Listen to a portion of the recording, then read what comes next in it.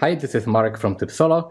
Today I would like to show you a game called Euphoria, Build a Better Dystopia. This is a game from Stonemaier Games.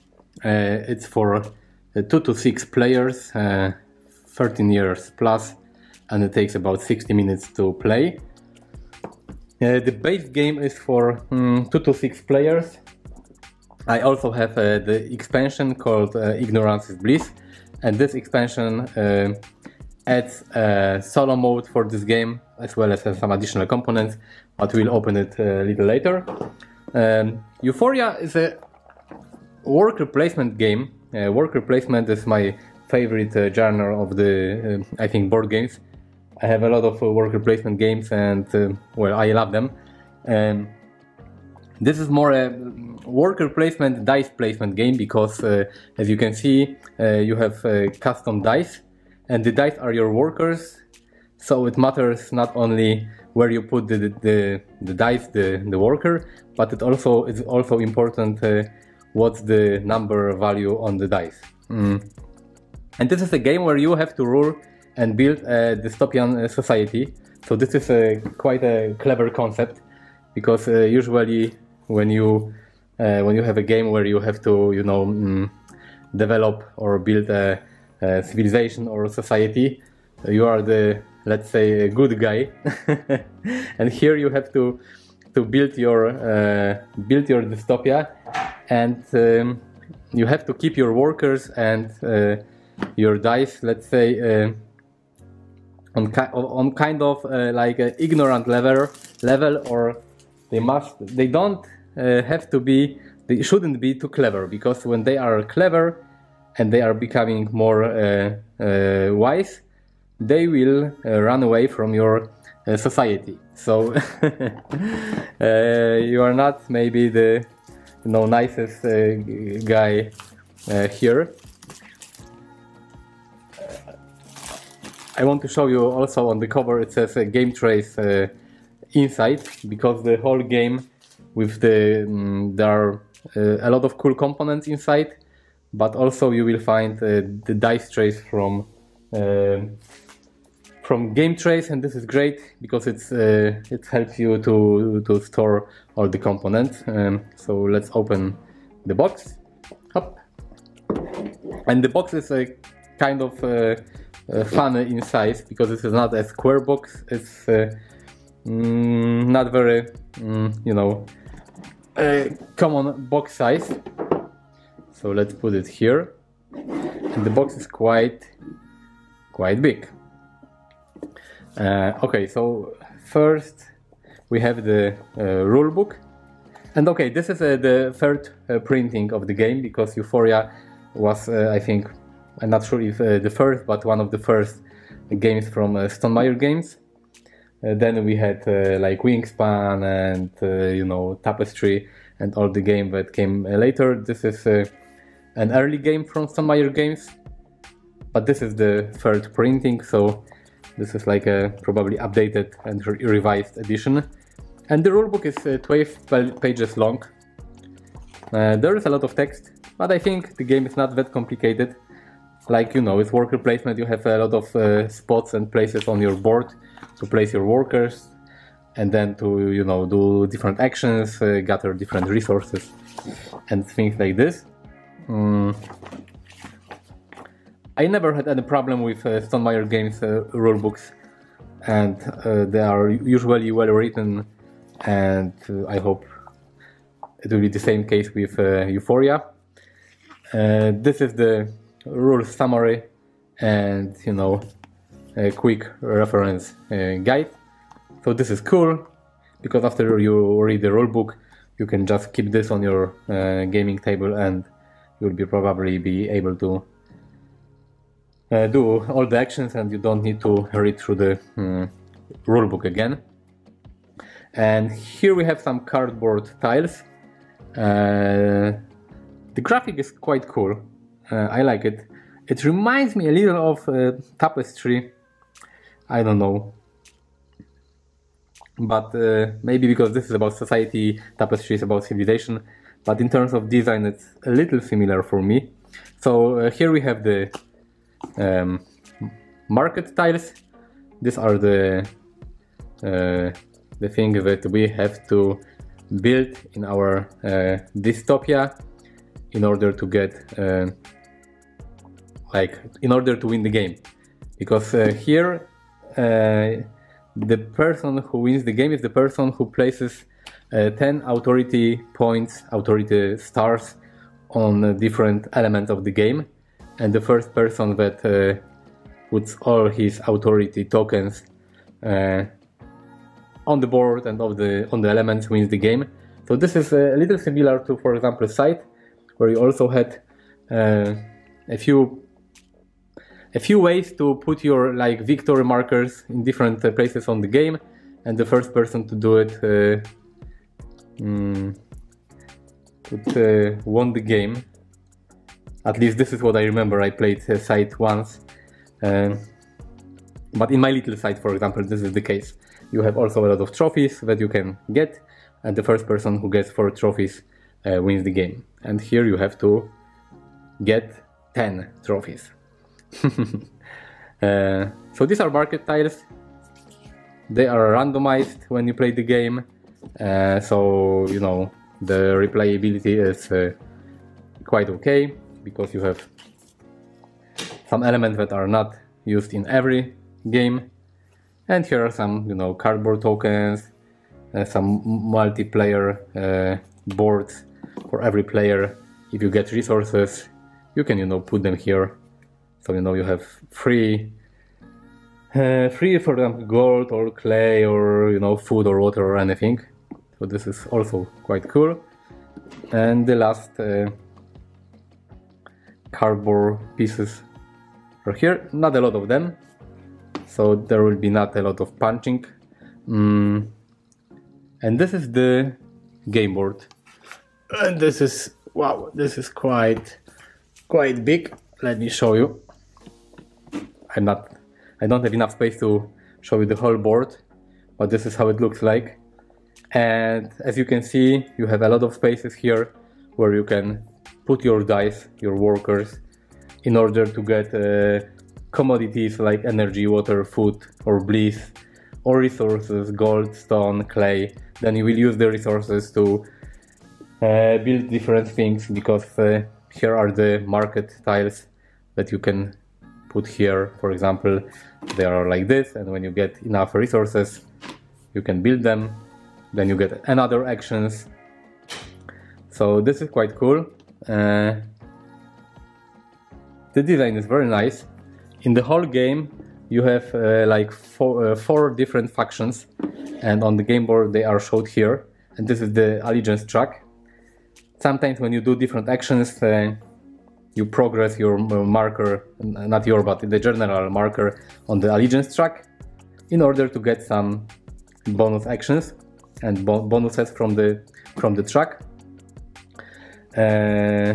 Because the whole, in this game, the whole society is divided into 4 factions. You have Euphorians, Subterranean, Wastelander, and Ecorite. Here are some tunnels that you can build, and you know, Aquafire, Worker Activation Tank. You have options to get additional dice during the game. Really cool. And the board is great quality. It's thick. It's like printed really nice. So okay, let's put the board to the side. And here we have the game trays. I love them. Any game that has game trays is really cool, because it speeds the setup very much. You can, you know, put all the elements inside. You don't need some zip bags, and you know, it's easy to set up, easy to put back in the box, and you don't waste your time to organize all the components. So this is really cool. You have 2 smaller trays, probably for some, you know, resources, and here is the bigger tray for player specific components. You have place for different dice, for different tokens, and you know, resources and stuff like this. really nice. And you know, you can close it. This way, when you put the box on the shelf, the elements will not, you know, be loose and will not be loose in the box. And here we have a lot of different wooden components. This is nice. These are the gold resources, and they really look, I'm not sure if you can see it, but they really look like gold. This is great. Of course, you will need some time to organize everything and put everything in the game trays. Here we have, what do we have here? This is clay. I think I read somewhere that when Euphoria was on Kickstarter, there was an option to get even more realistic, you know, deluxe components. But the components here look really nice. These are some water droplets. I really love the quality of all every, you know, Stonemaier Games products and the titles. I have viticulture, wingspan, tapestry, my little scythe, and all the components are really top notch and are great. Here are some energy tokens. They look like, you know, like a small lightnings. Really nice. And even some more tokens. This is stone. Probably I will not show every of these tokens. Here are some tokens that you put on the, you know, on the different tracks. Authority tokens for every player, and you know, you have to put 10 of these on the game board and or on some cards, and then you will be victorious. And here we have some, you know, small apples. They look like the pumpkins from Charterstone. This is cool. Yeah, okay, and Charterstone was another great legacy game from Stonemaier Games. Some more markers. This we don't need. And here we have the dice. They are, you know, custom made. 4 dice for every, you know, 4 dice for every player. And they, as you can see, they are like regular D6. You have 1, 4, 5, 6, but they look cool. They could have included, you know, regular D6 dice, but with this, you know, custom made dice, they look much nicer. And they are at the same time your, you know, your workers that you place on the board. Cool. I will have to organize everything in my trays after the unboxing. Some more zip bags, but I don't think we will need them thanks to the game trays. And here we have some cards. Let me show you some of them. Okay, very easy to open. And again, great quality. They are like, you know, linen finish. I'm not a specialist in cards, but they look really nice. And here we have the artifact cards that you can get during the game. Sometimes you have to, you know, spend the artifacts to do different actions or to gain some, you know, benefits from different fields on the game. And this is okay. These are the ethical dilemma cards. On the back you have I think 6 of them. 1, 2, 3, 4, 5, yeah, 6 of them. On the back you have reference cards, reference sheets, like all the icons in the game are you know, shown, so you know what is what. And on the back side you have a ethical dilemma card that you can like, you know, complete or resolve during the game. and you get some, you know, benefits. Like here you have an option to, you know, read a book, and then you can draw 2 recruits, or you can burn a book, and you can place 1 authority token on this card, so it will get you closer to the victory. You can turn in a friend, you can publish, you know, propaganda, make workers toil, serve the oppressor. So, you know, the options that are not really ethically great are the ones that will give you more, you know, authority tokens and will bring you closer to to victory. So this is cool. And here we have some recruits, and recruits are some, you know, like special cards that you get during your game. One is always visible for your other players, and one is hidden. And there are really a lot of them. And the recruits, they give you some special abilities. Like you have Maxime the Ambassador, and when you bump another player's worker, you may how do you call this track? I don't remember, but you may lose something or you may gain something. And the recruits are connected with different factions. Like this is a recruit for Icarite, and you have recruits for Euphorians, and for Wastelander, for Subterranean. And this is cool because thanks to these recruits you have special abilities that are, you know, different from other players. So you have, you know, some special things that you can do.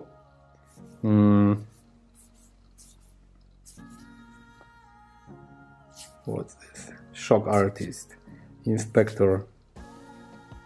When you place a worker on a construction site, you may increase allegiance by 1 level to Euphoria. And one is always shown, one is hidden, and then during the game you have an option to, you know, unhide the second recruit and use 2 of them in your game. Really nice. The design is very good. The hacker, lockpicker. So these are all the cards, not too many of them. So you have, you know, you have artifacts, you have recruits, you have a lot of resources, and you have your workers, and then you can organize everything. I know that this box is designed to hold the expansion, what's also very great, very nice, because you don't have to store 2 separate boxes on your shelf, but you can put everything inside and put everything into 1 box. So this is the Euphoria. This is the Euphoria base game. Now I have the expansion, Ignorance is Bliss. It adds some elements to the game. You have new recruit cards, new market tiles, some player mats that you can give to every player to store different, you know, resources, commodities, and different trucks. You have Antiques Bazaar board, and the most important for me, you have 32 Automa cards, and this is designed by Automa Factory, so this should be really well designed, like all other Automa Factory games, like, you know, Tapestry and Viticulture and Wingspan and other Stonemaier games. This box is not that big. And here we have the introduction. This is a smaller rulebook with the describing what's new and how to set up the new elements. 8 pages, not too long. And this is Automa rulebook. Artificial opponent for 1 to 2 players, because you can use the Automa in a single player game, but you can also use Automa in a 2-player game, so it will like emulate a 4-player, you know, game when you're only playing with one person. And the automa, I think the automa works similarly to other Stonemaier games.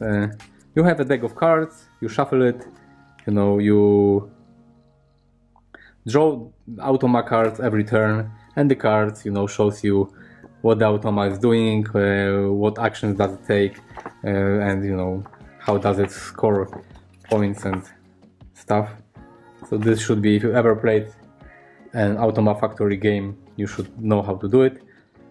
And this is, here are some board stickers. And these are some stickers that you have to put on the main game board. I think they put them on the tunnels because they represent where you start, on what field of the tunnel you start, depending on the player count. This is for 2 players, 3 players, 4 players, 5 to 6 players. I'm not a huge fan of stickers, but you know, I understand that if you want to add this expansion to the base game, you must you know, put them on the game board. You could have maybe, you know, put them on the game board while, you know, designing it, but then people that don't have this expansion will have some markers that are not, you know, used by them, so it will, you know, cause some confusion probably. So this is, you know, the best way to do it. If you have the expansion, you have to put some stickers, and that's it. And these are, you know, some player mats. They are in 6 colors, 1 for every player, and you know, you put them on your player area to track different things. And this is, what is it? Board setup. Okay, so this is some reference card. Cool. A small board for the artifact cards. Maybe there are some new rules to get artifacts, because I can see this is like icon for any commodity, so you probably will have to spend some commodities maybe to gain some artifacts.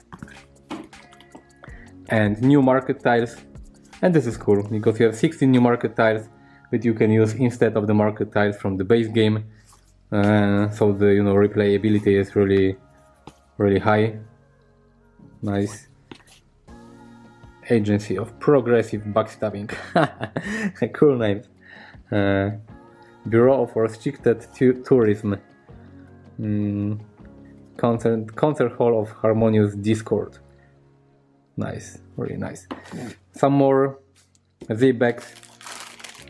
Some huge, you know, commodity tokens.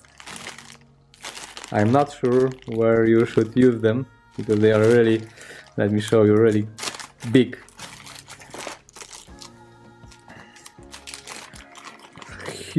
Wow, they are huge, you know, huge apples. You have to read through the rulebook of the expansion. First I will need to, you know, play the base game to learn how to play it, and then I can move to the expansion. And here we have some more cards. Let me open it. These are the...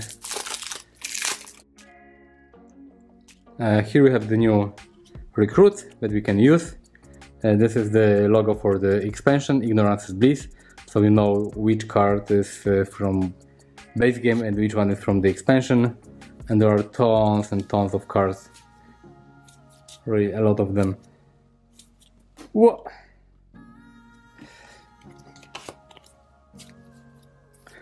This is great because you will have a lot of options to, you know, mix elements from the base game with the expansion. Maybe you can use market tiles from the base game and the recruits for the expansion. Even more recruits from different factions. And here we have the Automa cards. Automa action reference, and these are the cards.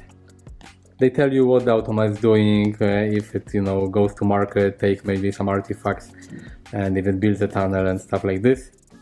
This is great. I really love games where you play against an automa. It's much better than playing just, you know, just playing for points. And this is automa action reference, and it tells you what automa is doing depending on the card that you have draw every turn. This is cool. Playing solo will probably not be very complicated. So this is how the game looks like, this is how the expansion looks like, this is how the base game looks like. For me, it looks really nice, and I like worker placement games, and the idea here that you have your workers as dice, but you have to be careful, because if the workers get too clever, they will run you away from your dystopian society. It's a great idea, and I like the theme of the game. This is very original. Visit my Instagram and my Facebook and Twitter. This is Trip Solo. You will find links in the description, and links for this game in the description, and I will post some photos and a review on my Instagram. So thank you for watching, and see you next time. Bye.